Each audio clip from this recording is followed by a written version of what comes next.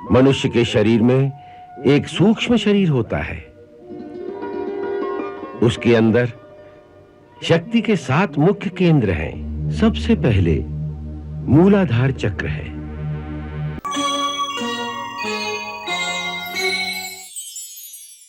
भगवान तो सर्वशक्तिमान है। वो चाहें तो केवल संकल्प मात्र से ही दुष्टों का नाश कर सकते हैं। फिर उन्हें इस प्रकार धरती पर स्वयं आने की क्या आवश्यकता है? तुमने सत्य ही कहा कि भगवान पूर्ण शक्तिशाली हैं।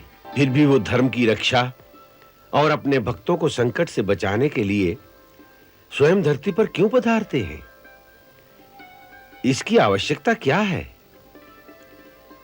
इन प्रश्नों का एक ही उत्तर है कि उनकी इन लीलाओं को देखकर संसार के हर प्राणी के दिल में यह विश्वास दृढ़ हो जाता है कि उसका कोई रखवाला है जो उसे हर संकट से बचा सकता है।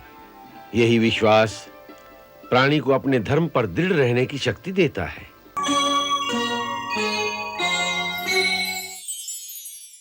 जिस समय श्री राम का अवतार हुआ, उसी काल में श्री परशुराम जी भी इस धरती पर उपस्थित थे।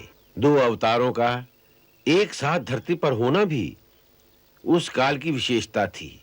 जब जनक के दरबार में श्री राम जी से उनका सामना हुआ तो परशुराम जी ने केवल इतना ही कहा, ये धनुष विष्णु ने मेरे पितामह महर्षि ऋचिक के पास धरोहर रूप में रखा था। यदि विष्णु के इस धनुष पर तुम वान का संघान कर सको तो मेरा संदेह मिट जाएगा। उस समय जब श्री राम के रूप में उन्हें चतुर्भुज भगवान के दर्शन हुए तो वे जान गए कि उनका अवतार काल समाप्त हो गया है। सो वे उसी क्षण उन्हें अपना धनुष देकर तपस्या के लिए चले गए।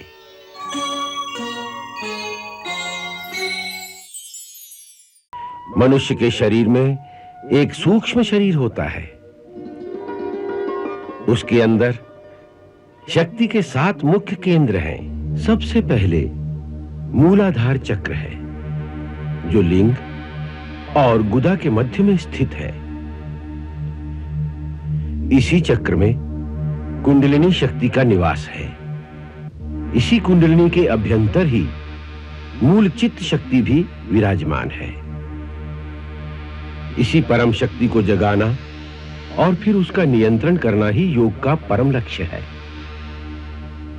ये मूलाधार चक्र मनुष्य देह का आधार स्वरूप है। इसीलिए इसे मूलाधार पद्म कहते हैं।